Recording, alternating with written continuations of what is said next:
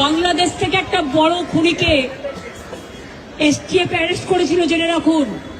যা নিয়ে বাংলাদেশে অনেক রেভলিউশন হয়েছিল। অন্য দেশের কথা আমি বলছি না, আমার বলার অধিকার নেই, কিন্তু আমি যেটা বলছি পয়েন্টটা।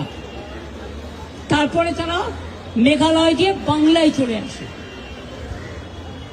বাংলায় যখন চলে আসে তখন আমাদের এসটিএফ তাকে ধরে, এটা তাদের ক্রেডিট। তারপরে হোম মিনিস্টার নিজে আমাকে ফোন করে বলছেন, এতদিন তো কই আমি বলিনি, মুখ করিনি, আজকে অত্যাচারের শেষ সীমায় গেছেন বলে। কারণ এটা জানে, আমি এখনো নামটা বলছি না ভদ্রতা করে, বাংলাদেশের লোক উত্তাল হয়ে যাবে। আমি সেটা চাই না, আমি দেশকে ভালোবাসি, না বলবো না দেশের স্বার্থে। কি বললেন? आप थोड़ा आपको बंगाल पुलिस को बोल दो ये बात बाहर में नहीं कहने के लिए, ये देश के लिए है। কাকে দিয়ে খুন করিয়েছিলেন, কার কার নাম বেরিয়েছিল? আজ গভর্নমেন্ট চেঞ্জ হলেও মনে রাখবেন, আমি তো সবটাই জানি। আমার হৃদয়টাই একটা কথা ভান্ডার, তথ্য ভান্ডার, সত্য ভান্ডার। আমি তো সম্পদের ভয়ে কর্মীদের জলে ভাসিয়ে দিয়ে দল ছেড়ে চলে যাব না। আমার তো এক সেকেন্ড লাগতো।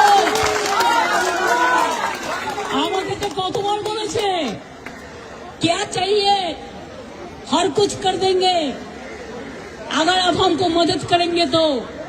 শুনুন, আমাদের পার্টির একটা নীতি আছে, আদর্শ আছে, দর্শন আছে। আজকে আমার দুঃখ একটাই, যাদের জন্য সারা জীবন করেছি তারা আজকে গদ্দারের সাথে লাইন করছে। তোমার এলাকায় যখন বাড়ি ভাঙে 7,000 লোক, আমি নিজে ফোন করে তোমাদের যেতে বলি, তোমরা যাচ্ছ না। দাঁড়াও ভাই, একটু চুপ করো। আমি আপনাদের বলি, আমি বলেছিলাম যখন মসজিদের মাইক কেড়ে নেওয়া হচ্ছিল যে তোমরা একটা কেস করো, করেনি সে। বকরিদের ব্যাপার নিয়ে আখরুজ্জামানকে দিয়ে মহুয়া মৈত্র কেস করলেন, আমাদের তৃণমূল কংগ্রেসের এমপি। আর যারা আজকে গদ্দারি করছে তৃণমূলটাকে ভাঙবার জন্য, আমি বলি ঈশ্বর আল্লাহ তেরে নাম সপ্ত সুমতি দে ভগবান।